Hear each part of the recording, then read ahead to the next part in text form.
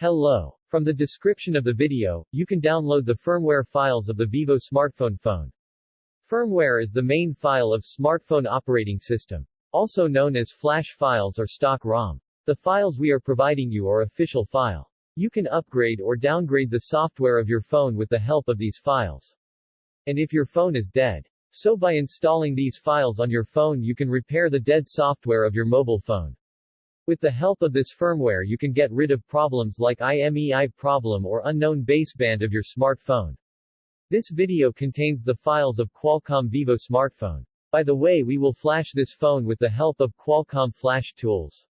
Before flashing, make sure that the files you are installing on your phone are these files compatible with your phone model. If the files don't match your phone model, your phone might be dead. All your data will be deleted after flashing. We will not take responsibility for any kind of fault during flashing. This is an official stock firmware provided by the company that introduced the Vivo smartphone. And these files will be told in the title of the video. They are the files of the model.